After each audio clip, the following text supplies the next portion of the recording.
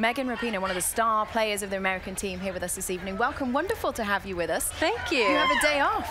Yeah, I know. It's a rarity. It is. How's it been going? I read the schedule this morning. I was a little shocked, actually. It was nice. It's so nice to be in Vancouver. I live just south of here in Seattle, so it feels a little bit like home. Okay, and how's the team been regrouping, do you think, after the first two matches? What's the kind of general feeling around the camp? Satisfied so far? I think so. I think kind of taking a little bigger picture look. I mean, obviously, after the game, we don't like to lose, and sometimes when we tie, we feel like it's a loss. But really looking back, I mean, we have by far, I think, the toughest group. All the games are so tough that we've been in, and even all the other games in the group. So I think coming out of there, 4 points, and we're in the driver's seat, and looking forward to Nigeria. How do you kind of recover? Can take us through that. I think a lot of times some of our viewers don't necessarily understand. Kate just said you have a rest day, but you know, you've been traveling, you've had your first two games. What is a day like that for you mentally to prepare coming up for tomorrow's game?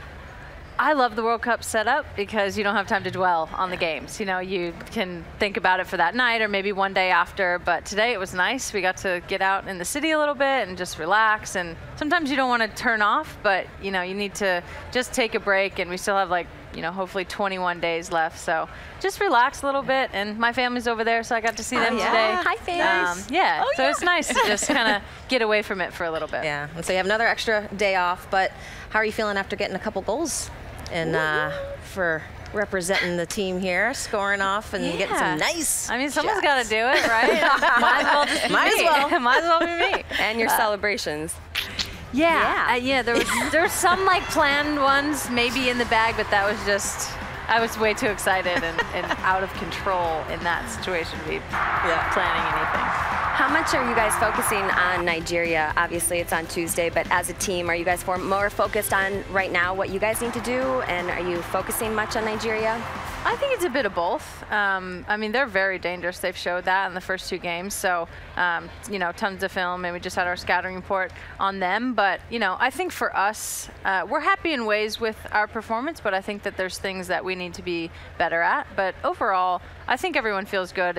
It was good, I think, to take a step back. I mean, obviously, having a tie, you would rather have a win. But like I said, we're at the top of this group, and this is such a tough group, and I think we're in a really good spot going forward from here. You talked about enjoying being in Vancouver now, but you've just come from Winnipeg. Talk to us about the crowd support that you had out there. These people are laughing because they don't like the way I say Winnipeg.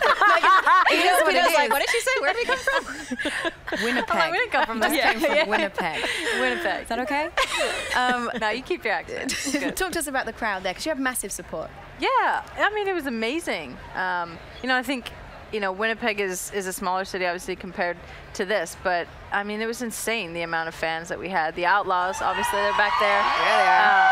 You know, to show up to a stadium, not in the U.S., and have, you know, 30,000 American fans there behind us was absolutely unreal. It was great. And you know as well, the Tuesday, the game against Nigeria, not a seat left in the house. That's an absolute sellout. Did you know that? No, I didn't. Okay, well, they've opened the whole thing up too? Wow, that's good. How has it been for you and your body playing on the turf, for you individually? I mean, it's tough, you know. I mean, I don't think that anyone can say that it's easier to play on turf than grass. It's tough. The game's played a little bit differently, but that's what it is now, and everyone's playing on it, and everyone has to deal with it. You know, it's unfortunate. I don't think we'll have another one of these on turf, hopefully. And I think that that's sort of settled by now, but it's okay. It's nice having 3 days in between. And we have such a top-level staff and recovery group and everything, so we're doing everything we can to kind of combat the harshness of the turf. But it's kind of just like, suck it up, you're going to be sore. More sore than you've probably ever been. So. We've already talked to you about your heroics. We also want to talk about Meghan Klingenberg and that incredible header that she put in off the line to really keep you guys in that match. Just want to show it to you once again. What did you realize how incredible this was at the time, and when you saw it played back, what did you think? I did, yeah. I thought it was amazing at the time, and I thought, holy, you know what? I thought it was actually a great attempt on goal by Sager to get that not only on frame, but with power, and just kind of a little outside of the foot volley. But Kling, little mini-me, getting up there. She's just such a warrior. I mean, she's so intense. It's funny having both of us on the same side, but I just think that it works perfectly. And sometimes she just like gives me this crazy look, and I'm like, okay, you know, she bosses me around out there.